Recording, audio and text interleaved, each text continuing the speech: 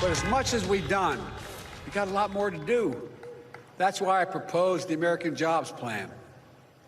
It's a once-in-a-generation investment in America. It's the biggest jobs plan in this country since World War II.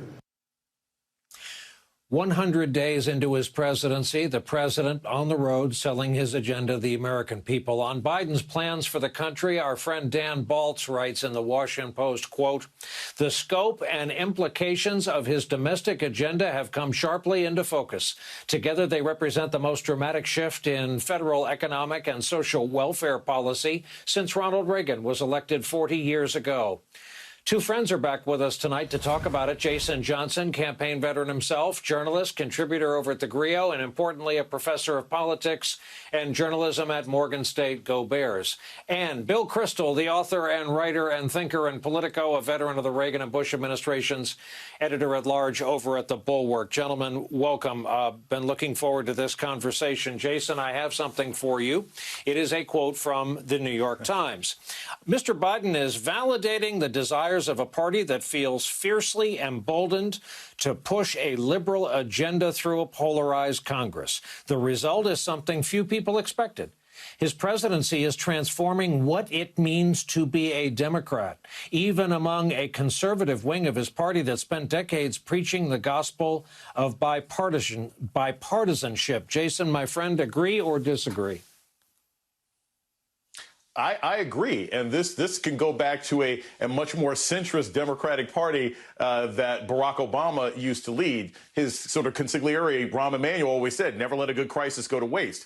Everything that Democrats thought was possible as far as transforming everything from infrastructure to certain elements of healthcare to the social safety net doesn't seem unrealistic in the face of a once-in-a-century pandemic. And so I think Joe Biden has recognized, look, this isn't just about fitting in ideological bubbles. This isn't just bringing the AOC wing and the squad together with Joe Manchin.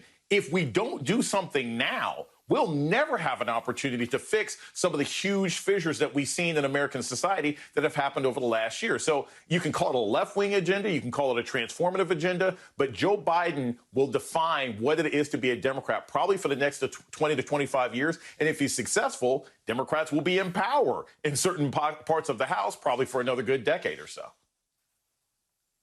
Bill Kristol, last night was so interesting on so many fronts. As I said, when it was concluded, just stylistically, coming off 4 years of Trump and that kind of monotone drone, Biden lowered his voice to a whisper at times, and he had the whole chamber, whether they like him or not, and it played quite intimately, I think, on television screens. I was following you, as I always do, on social media. You were kind of trolling for wokeness earlier in the evening, and having found none, it was a pretty much straight-up Democratic State of the Union.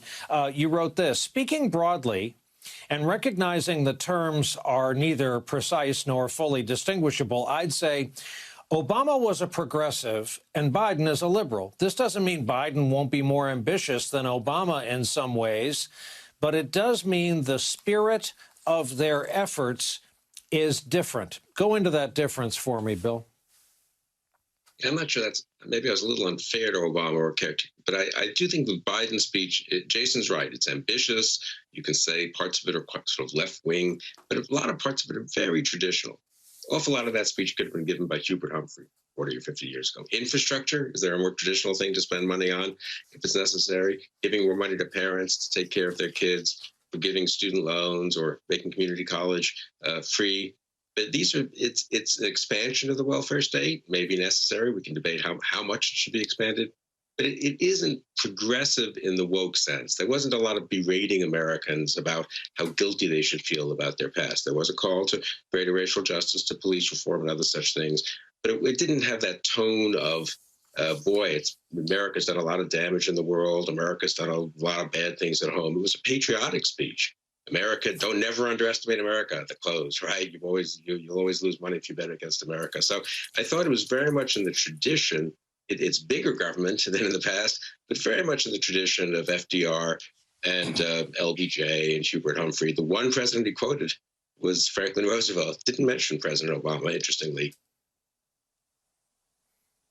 A friend of mine in our trade believes that if Hubert Humphrey had not had the nickname Happy Warrior, it could have been applied to Joe Biden, but reasonable people can disagree. Both of these reasonable gentlemen have agreed to stick around while we sneak in a commercial break you'll hardly notice.